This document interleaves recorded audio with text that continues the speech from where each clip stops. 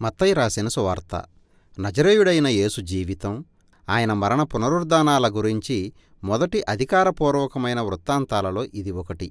దీనిని ఎవరో ఒక అనామక రచయితకు ఆపాదించినా, మొదటి నుండి ఉన్న సాంప్రదాయం ప్రకారం యేసు నియమించుకున్న 12 మంది అపోస్తలుల్లో ఒకడు పన్ను వసూలుదారుడైన మత్తయి దీనిని రాశాడని నిర్ణయించారు. వాస్తవానికి ఈ గ్రంథంలో అతని ప్రస్తావన ఉంది. దాదాపు 30 నుండి 40 సంవత్సరాల పాటు ఈ అపోస్తలులు యేసు తమకు బోధించిన వాటిలో తమకు గుర్తున్న వాటన్నిటికీ ప్రత్యక్ష సాక్షులుగా వాటిని ప్రకటిస్తూ బోధిస్తూ తిరిగారు. మత్తయి వాటన్నింటినీ సమకూర్చి ఒక గొప్ప గ్రంథంగా రచించి దానిలో యేసు గురించి కొన్ని అంశాలను నొక్కి చెప్పాడు. ఈ వీడియోలో మనం ఈ గ్రంథంలోని మొదటి భాగం చూస్తాం. ప్రత్యేకంగా బైబిల్లోని ఇశ్రాయేలీయుల చరిత్ర కొనసాగింపు, దాని నెరవేర్పు యేసే అని మనకు చూపించాలని మత్తయి ఉద్దేశం. యేసు దావీదు వంశంలో నుండి వచ్చిన మెస్సయ్య అని, మోషే స్థానంలో వచ్చిన అధికారయుతమైన బోధకుడు ఆయనే అని, అంతేకాక హీబ్రూలో దేవుడు మనకు తోడు అని అర్థమిచ్చే ఇమ్మానుయేలు యేసే అని అతడు చెప్పాడు. మంచి ఉపోద్ఘాతం, ముగింపులతో మత్తయి తన గ్రంథాన్ని సిద్ధపరిచాడు. ఈ రెంటి మధ్య 5 స్పష్టమైన విభాగాలను మనం గమనించవచ్చు. ప్రతి విభాగం దీర్ఘమైన బోధనతో నిండి ఉంది. ఈ కూర్పు ఉద్దేశపూర్వకంగా అద్భుతంగా జరిగింది. అదెలా ఉంటుందో గమనించండి. 1 నుండి 3 అధ్యాయాలు యేసు వృత్తాంతాన్ని, పాత నిబంధన లేఖనాల చరిత్రకు కొనసాగింపుగా చూపుతాయి. కాబట్టి మత్తయి యేసు వంశావళితో ప్రారంభించి ఆయన దావీదు వంశానికి చెందిన మెస్సయ్య వంశక్రమానికి చెందినవాడని, ఆ విధంగా ఆయన అబ్రహాము సంతానంలోని వాడని ఎత్తిచూపాడు. దాని అర్థం ఈ భూమిపైని సకల జాతులకి దేవుని దీవెనలను తీసుకొచ్చేవాడు ఆయనే. ఆ తరువాత యేసు జన్మ వృత్తాంతం గురించిన గొప్ప వివరణ చూస్తాం.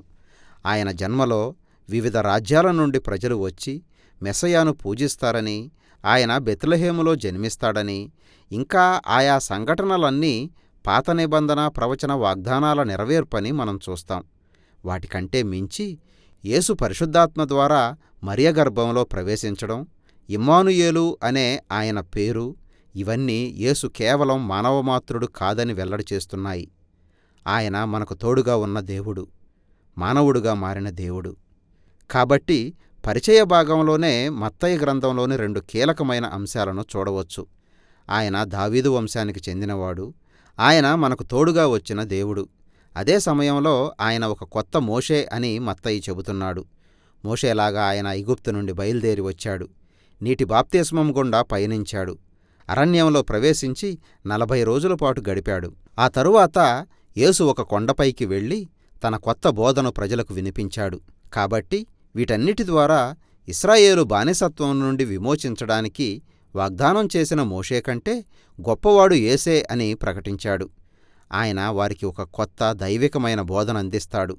ఆయన ప్రజల్ని వారి పాపాల నుండి విమోచించి దేవునికి ఆయన ప్రజలకి మధ్య ఒక కొత్త నిబంధనా సంబంధాన్ని నెలకొల్పుతాడు. మోషే యేసుల మధ్య ఈ పోలికను నొక్కి చెప్పడం ద్వారా మత్తయి తన గ్రంథం మధ్యభాగాన్ని ఎందుకు ఆ విధంగా కూర్చాడో వివరించాడు.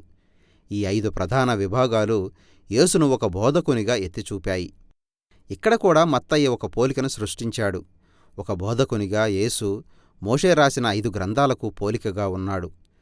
తోరా లేక ధర్మశాస్త్ర గ్రంథాల గాథ నెరవేర్చగల అధికారం గల కొత్త నిబంధనా బోధకుడు యేసు. 4 నుండి 7 అధ్యాయాలతో కూడిన మొదటి విభాగంలో దేవుని రాజ్యం సమీపించింది అనే సందేశంతో తెరపైకొచ్చాడు. నిజంగా ఇది చాలా కీలకం. ఈ లోకాన్నంతటినీ విమోచించే దేవుని ప్రణాళికలో రాజ్యం అత్యంత ప్రధానమైంది. ఆ ప్రక్రియ రాజైన యేసు ద్వారా అమలు జరుగుతూ ఉంది. చెడును ఎదుర్కోవడానికి యేసు వచ్చాడు. మరి ముఖ్యంగా ఆధ్యాత్మిక దుష్టత్వాన్ని, దానిలో సాతాను అణిచివేత, రోగాలు, మరణం, వీటితో పోరాటం ఇమిడి ఉన్నాయి.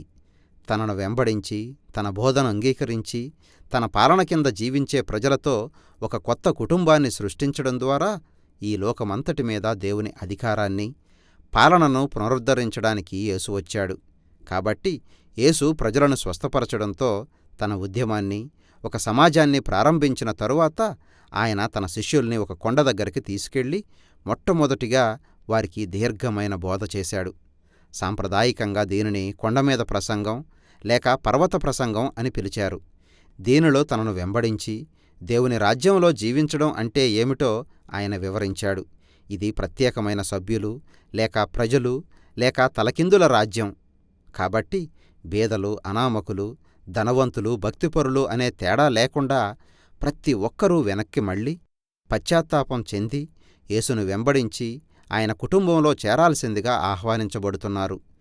తాను తోరా లేక పాత నిబంధనలోని ఆజ్ఞలను తోసిపుచ్చడానికి రాలేదని యేసు స్పష్టం చేశాడు. వాస్తవానికి ఆయన వాటన్నింటినీ తన జీవితం, తన బోధల ద్వారా నెరవేర్చడానికి వచ్చాడు.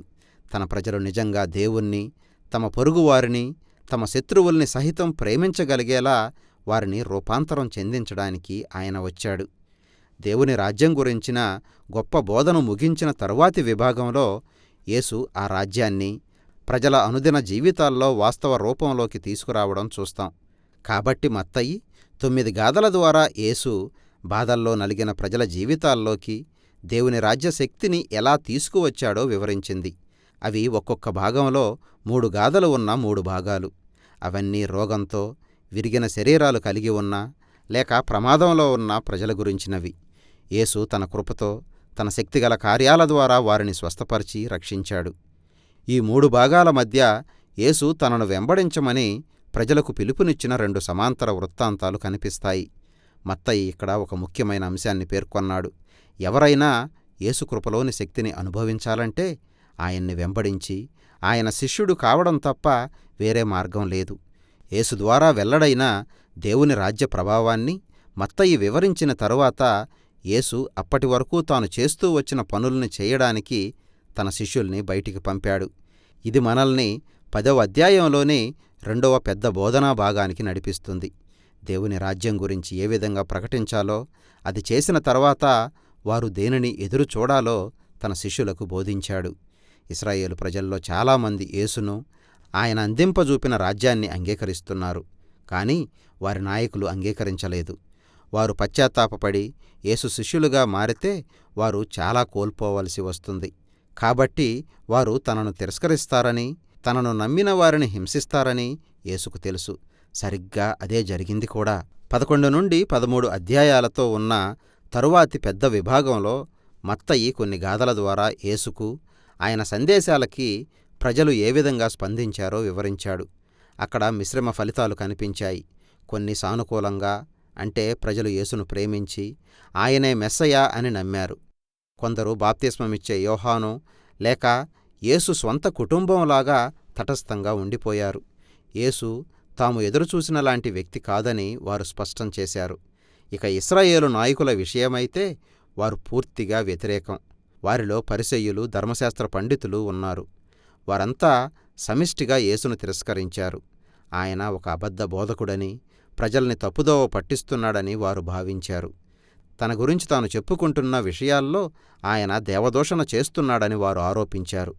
అయితే ఈ మిశ్రమ స్పందనల విషయంలో యేసేమీ ఆశ్చర్యానికి గురికాలేదు. నిజానికి ఆయన 13వ అధ్యాయంలోనే తన 3వ బోధనా విభాగంపైనే దృష్టి సారించాడు. ఇక్కడ మత్తయి ఒక రైతు 4 రకాల నేలలపై విత్తనాలు చల్లడం గురించి, ఒక ఆవగింజ గురించి, ఒక ముత్యం గురించి, పాతిపెట్టిన ధనం గురించి యేసు చెప్పిన కొన్ని ఉపమానాలను పేర్కొనడం చూస్తాం. ఈ ఉపమానాలన్నీ 11, 12 అధ్యాయాల్లో మీరు చదివిన గాథలకు వ్యాఖ్యానాల్లాంటివి. కొంతమంది ప్రజలు యేసును ఎంతో ఉత్సాహంగా అంగీకరిస్తుంటే మరికొందరు ఆయన్ని తిరస్కరిస్తున్నారు. అయితే అంతిమంగా దేవుని రాజ్యం నిలబడుతుంది. ఈ అడ్డుబండల కారణంగా దాని విస్తరణ ఏమీ ఆగిపోదు. ఇది మత్తయి సువార్త మొదటి సగం. ఈ అధ్యాయాలు మీరు చదువుతుండగా మీరు గమనించాల్సిన మరికొన్ని విషయాలున్నాయి. మొదటిగా పాత నిబంధనలోని చరిత్ర కొనసాగింపు, దాని నెరవేర్పు యేసే అని మత్తయి మనకి వెల్లడి చేస్తున్నాడు. కాబట్టి అతడు ఎక్కడెక్కడ పాత నిబంధనలోని లేఖనాలను ప్రస్తావించాడో జాగ్రత్తగా వెతకండి. అవన్నీ గాథలో మంచి వ్యూహాత్మకమైన స్థలాల్లో ఉండి యేసు గురించి, ఆయన గుర్తింపు గురించి వివరించడం మీరు కనుగొంటారు. కాబట్టి కొంచెం ఆగి వెనక్కి వెళ్ళి ఆయా వాక్యాలను వాటి పాత నిబంధన సందర్భంలో చదవండి. చాలాసార్లు మీరు బహు చక్కని, ఆసక్తికరమైన పోలికలు గమనిస్తారు. రెండవదిగా, ఎలాంటి వ్యక్తులు యేసును అంగీకరించి ఆయన్ని వెంబడించారో దృష్టి సారించండి. చాలా సందర్భాల్లో అనామకులైన ప్రజలుగా వారిని గుర్తించారు. వారు అనామకులు గాని భక్తిహీనులు గాని అయి ఉంటారు.